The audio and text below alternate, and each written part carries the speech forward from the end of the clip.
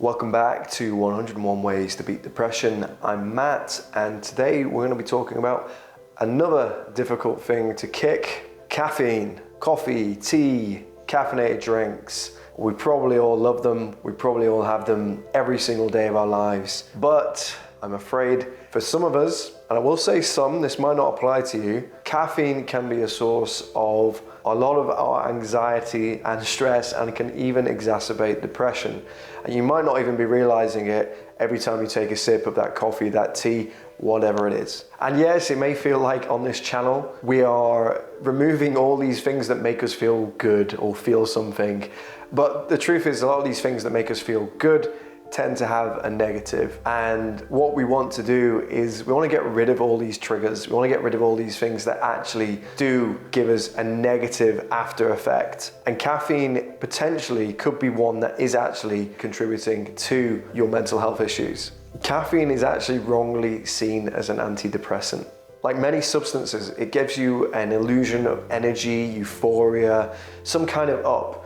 But with everything that comes up, it must also come down. So have you ever felt a little bit edgy, a bit tense, a little bit more stressed after you've had a couple of cups of coffee or tea or whatever it is? Have you ever felt that and been like, why is this happening? Have you ever thought that maybe it is the coffee? Maybe some of you actually already know and go, I can only do one coffee a day, or it sends me over the edge. Well, this is the point. This is the thing. This is the link. Caffeine really can have a detrimental effect on how you feel. So this is the whole point of this, is to experiment and find out, does caffeine have a positive overall effect or a negative overall effect?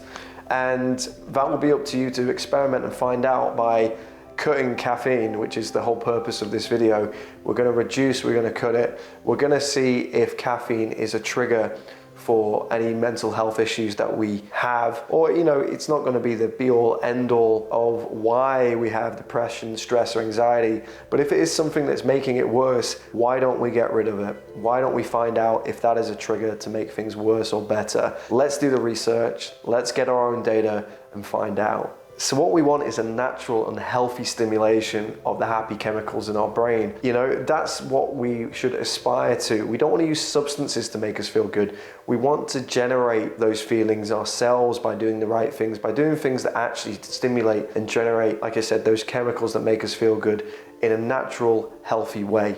And a lot of dealing with depression really is about balancing out those chemicals and bumping up the good ones. So to do that, we have to kind of take out the stuff that isn't helping us and let our bodies find ways ourselves, these kind of habits that work for us, that do lift us up naturally, that do make us feel good, which we can replicate and do over and over and over. And then you can kind of, rewrite the coding in your brain. You can remold it. The brain is plastic. So probably right now where you are currently programmed to be negative, programmed to feel this negativity, to seek substances, to do all these kind of things. Well, we want to change that. We want to seek positive things. We want the brain to feel up more than it feels down, to get used to it. The brain can be habitually happy, or at least habitually positive, and that's what we want to get to. As I've said, caffeine can make you edgy and anxious, and it also increases cortisol, which is a stress hormone. So yes, caffeine increases stress, so we need to be aware of what we're putting in our body, not just with caffeine, but for the purposes of video, caffeine, but also there's other things that we put in our body that do have a massive effect, and we need to kind of find out which ones help us, which ones don't. And if caffeine increases a stress hormone, then we need to take it seriously. So let's cut it down, let's experiment, let's try and gradually reduce it. For example, you can't really just go cold turkey, which is fine. I don't really want you to go cold turkey if it's going to be too disruptive for you.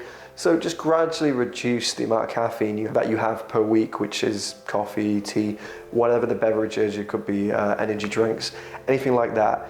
Just reduce the number you have every day, every week, for 30 days and see what happens. And hopefully you'll get to the point where you're having no caffeine in a single day. And have a look and be introspective and figure out, has this made a difference? Do I feel less edgy today? Do I feel a little bit better? Have I been less anxious? If so, then it might not be the main reason, but it might be a reason. So take note, make a note, you know? You wanna get the data. So at the 30-day mark, when you've done 30 days of reducing caffeine or cutting caffeine completely, you can look back and go, wow, this is actually making a difference, or it's making no difference. If that's the case, enjoy your caffeine. It is not a trigger for you. But if you're seeing that actually when you have more caffeine than not, you feel worse, maybe it's time to cut it out and make that decision. And you should hopefully want to make that decision. As much as you might love caffeine, you might just think, my mental health is worth more, right?